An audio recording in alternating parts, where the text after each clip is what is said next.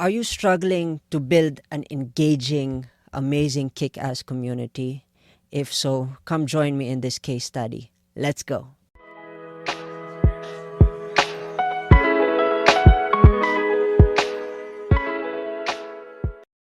Hey folks, welcome to Podmentorspace podcast. My name is Rajiv Doreswamy, and in this episode, this is officially our first case study where we're going to talk about community building.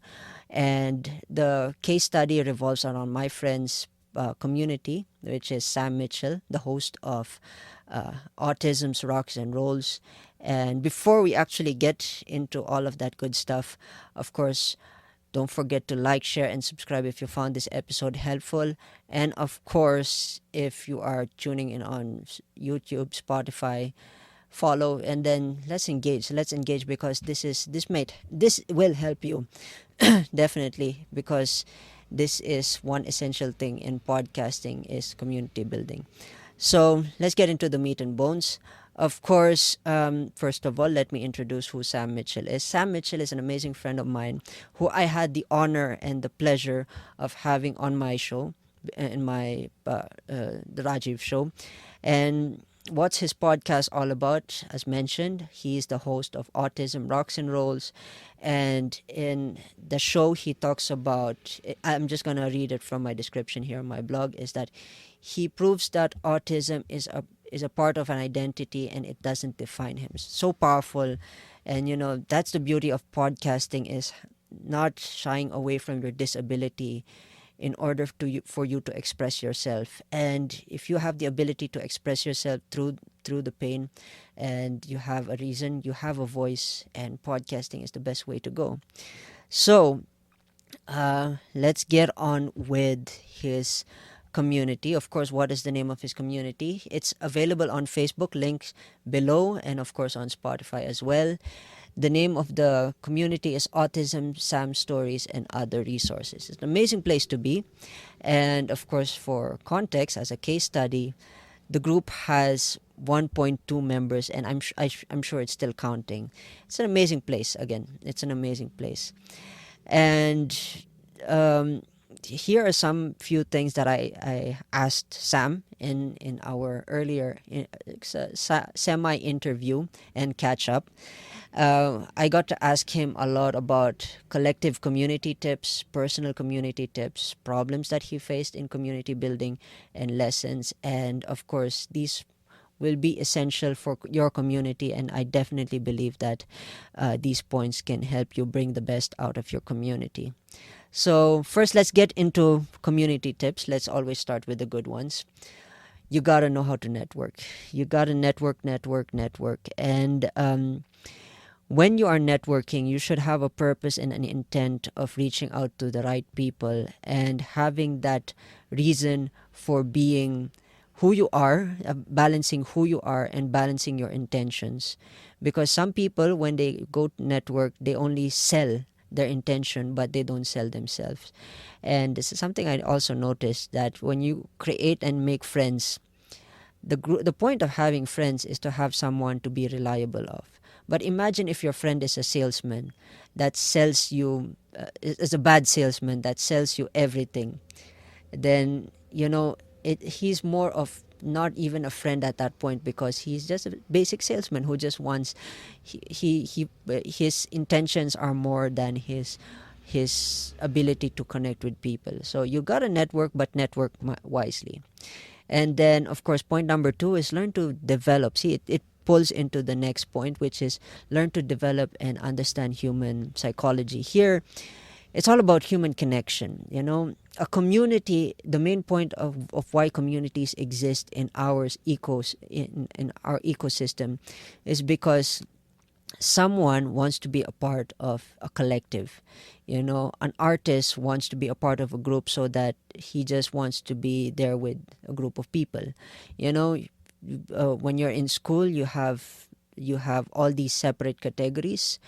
The reason why these categories are made is because each community has something that someone has to offer. So when someone joins in, of course it will be shy in the beginning, and then over time, as that friendship, as that community develop, that longing to be in the community, they become a part of one, and it's an amazing place. So the way you can win, and you can win and connect, is to develop that ability to be approachable and be relatable and be authentic. And if the community is not for you, then sorry to tell you, but it's not for you. And this is for leaders and moderators. Learn to bring people together. It falls down to the first 2 points. Of course, um, like I mentioned in the first point, is having the ability to balance intention and having balancing your personality and intention. If your intent is to bring a group together for a cause, or or something that matters to you the most, then learn to leverage your intention with your personality. Please do not shy away, do not ignore your personality, because your personality, if your intentions overpowers your personality, people will see through your intentions and notice that your personality doesn't align, then everything will fall apart. So learn to balance personality and intentions, and that's how you can bring people together, because that is how every community leader brings in and has that conversation with others and be relatable and bring the best out of someone else. So yeah, learn to bring people with the right intention, and then of course with the right intention and with your personality as well. Okay, these are some of Sam's tips that we had an interesting conversation about. Is that he said these 2 points are a little bit contradicting each other, but they actually connect as well. So the first one is, of course, learn to separate business life on both online and offline. So what do I mean by this? Of course, social media is a space where you can connect and be a part of something. That's the beauty of our society, is that we want to connect. But of course, not everything that we do needs to go through social media. And I'm sure you agree with me, is that privacy is key to survival. Because if you don't have the control over your privacy, everything else will fall apart. Now, what do I mean by that? You can be a private person, you can talk about millions of things under the sun, but if you share everything, everybody will use it in such a way that they understand that this guy is on. They will see through everything. And when you are overdoing it, especially in social media, nobody really cares. Then that's the reality of it. So do not overshare, and learn to minimize your private life online. And offline, I guess it's the same thing. When you're with people, when you're with community members, it's not that just because you're a part of the community, you overshare everything that you have. You don't tell them that you had cornflakes for breakfast, because they can't relate. They want to be a part of the community. Let's say you're in an art group or a music group. They only want to talk about music, because that is what the community is all about. They don't really care about your cornflakes. Although I'd probably love to listen to your cornflake story, but yeah, that is. That is the thing when it comes to separating your life and business. Privacy is key. And this connects to the same next point, which is, if you intend to share a bit of personal life into your social media and into your offline, make sure that part of your life that you're sharing, you should be held accountable for. So what do I mean? You should know the risk factor of being a part of that community by sharing that information, whether the information that you share would probably make you be relatable, or make you non-relatable, or make you controversial. So there's a fine line where you have to find what works for you in terms of leveraging part of your personal life. Again, like I said, social media is where you share and be social, but it's not a place for it's that's why it's called social media. It's not personal media. There's a difference. You have to have the ability to be socialistic, especially offline as well, when you're in communities and groups. So these are two tips that Sam mentioned, and it's really powerful, and you should consider this if you overshare. you know Again, I'm still waiting for your cornflake story. So now let's talk about problems that you face in community building. I guess this is a little bit of a rant for me personally, and of course some form of reason why I really hate Facebook groups, is that how do I start this without being a little bit ranty?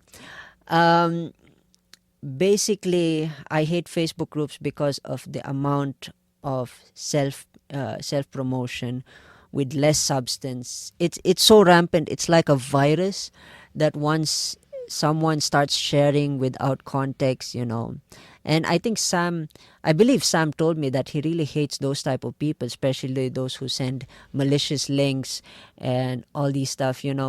That's one thing that you have to be aware, especially if you're a community leader. Is you need to learn to gauge on what is authentic and what is not authentic, and you need to learn to kick them out if they really cross the line, especially in Facebook groups or Discord groups. I'm sure there are a lot of groups where they share malicious content, and they destroy the entire community.